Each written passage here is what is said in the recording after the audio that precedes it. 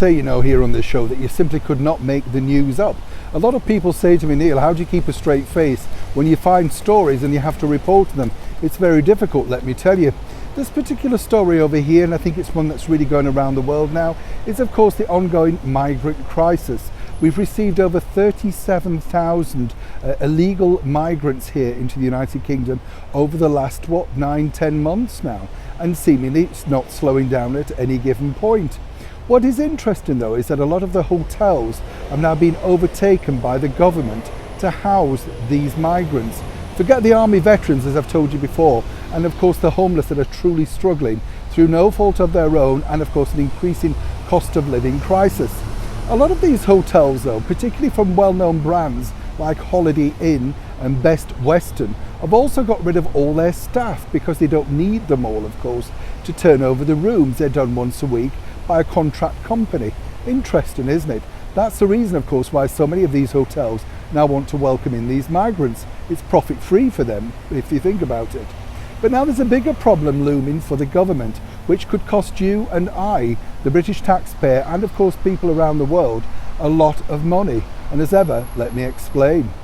This really all stems from the fact that when migrants first came into the United Kingdom, they were not given, allegedly, money to phone home. This was because a lot of the time they didn't have their own mobile phones. But as been documented by endless news channels now, many of them ditched their phones in the English Channel so that they had no record, no contacts of certain individual things. You only have to look on YouTube if you don't believe me.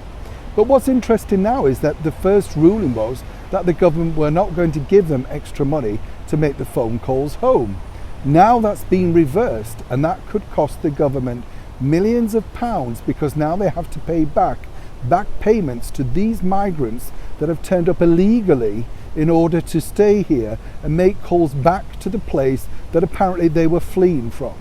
You get the picture? So now, of course, this has caused even more uproar and, of course, more brand new problems for our latest British Prime Minister, the Right Honourable Rishi Sunak. Now, a lot of people are basically saying, well, what should he be doing? What should he be tackling first?